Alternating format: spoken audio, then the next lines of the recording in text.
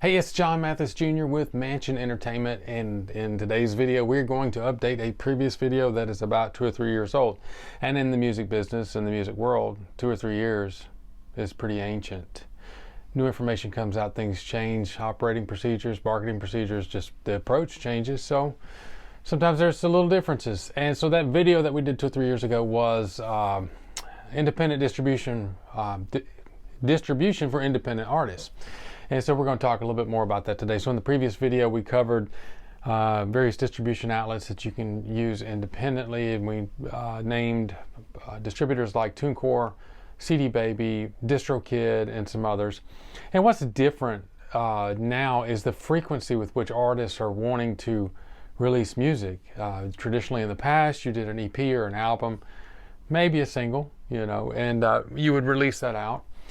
But streaming platforms and growing that and growing the listenership for a lot of independent artists, it's become a lot like social media. We're in the process with several artists we work with where we actually release a song every month, and so that can range from every 1 to 2 months, and then later we'll come back down the road and tie all those back in together for an album or an EP if we choose to do that.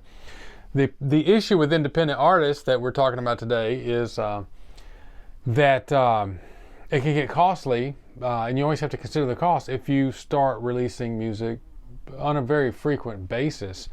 So now you have to make sure that you count those costs and you find an outlet that allows you to release with frequency and that you are not going to owe a bunch of money every year for.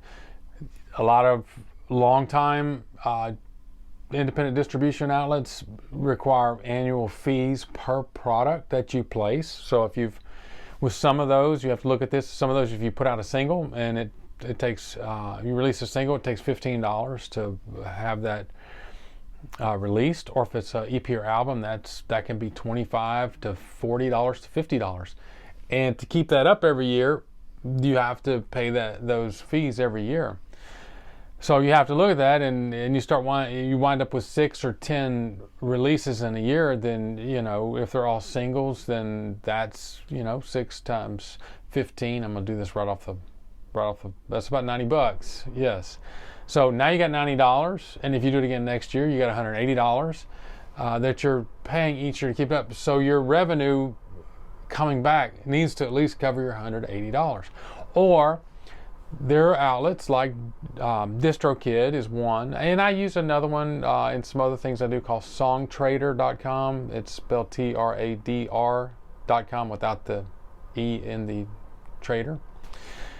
And so there's also coming around, there's more and more places that allow you to do unlimited releases for either just one set annual fee, or I think with SongTrader there may not be a cost. The percentage is higher if it does earn any revenue. It may be as high as 40%. I can't remember. Don't quote me. You need to go to the site and check that out. And those are the only sites. The options have become so many. My main point today is what has changed is probably the frequency with which you need to release music, and looking at 3 to 5 years down the road, what it's going to cost you to keep all that music up and to keep it out. Because there is a cost. Everybody, anything we do, I know what our overhead is per hour to keep these lights on, pay the salaries. And so even if we distribute something digitally, it involves a couple hours of time coordinating those pieces, getting that out. So there's always costs involved into doing those things. But just count the costs, look ahead to that 2 to 3 years, see what it would cost you as you build your catalog and your library of releases, and make sure that you aren't creating a big bill for yourself 3 to 5 years from now that is costing you more than what you're bringing back in. Digital distribution updated.